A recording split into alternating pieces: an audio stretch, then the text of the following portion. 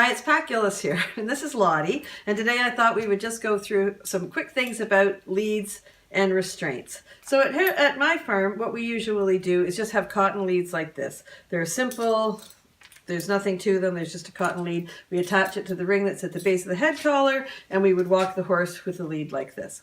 Every now and again, however, you'll end up with a horse at your farm, or that maybe you have to handle, that might require a little bit more restraint. I would argue that most horses should be able to walk in a cotton lead, but some of them have not been given a very good start in life, and maybe they're a little bit elevated on a certain day, and you have to be able to control them to lead them. So we're going to show you how to use a chain lead. You'll notice that we have a knot in the end of the lead. We put a knot in all of our leads because it's always good to know, if something happens, that there's going to be something that will eventually stop when you get to the end of the lead.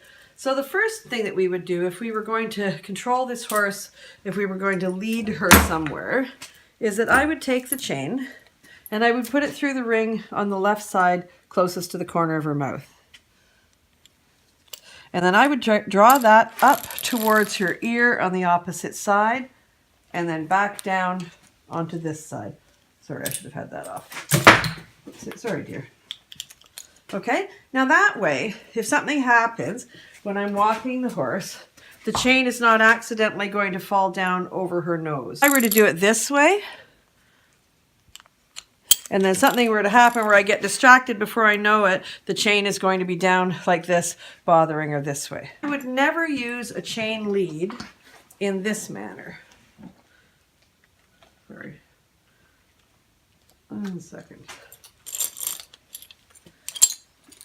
As a cotton, like the way I would attach a cotton lead. I'm not going to use a chain lead like that because right now that's too long and I don't want to hold it here, okay? So if there's something were to happen right now, that's really going to hurt my hand. I want to be holding the leather part, which just makes this all the way too long.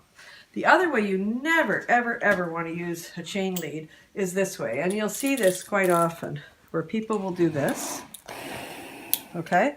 And then they have the horse with this loop here. We knew a horse years ago at a really, really nice horse, and the young man who rode her was really cared for the horse a lot, and he had her like this, and he was just paying attention, looking at something else. She put her head down to graze, put her foot through this loop, ended up, when she brought her head up, of course, she was trapped, reared up, flipped over, broke her neck. It was horrible. Never, if you see anybody doing this, just offer them that great word of advice. Don't ever do this. It's so, so dangerous. Okay, one last way you can use a chain is if you're in a problem with a horse. Let's say that the horse has been injured, the vet needs you to hold this horse still, but the horse is very elevated because something's happened, he's frightened, and he's in a lot of trouble, and you've got to restrain the horse in some way. If you don't have a twitch, which I'll show you another time, you can use what we call a lip chain. Okay, so this way, we put the chain again back through here, and this would be the wrong way if I was putting it over her nose, but I don't plan to put it over her nose right now. I'm just kidding. I'm not really going to do it, okay? Okay, so we put the chain here. Her lips are quite strong, as you can feel. We pull it tight, and now we have the chain on her lip.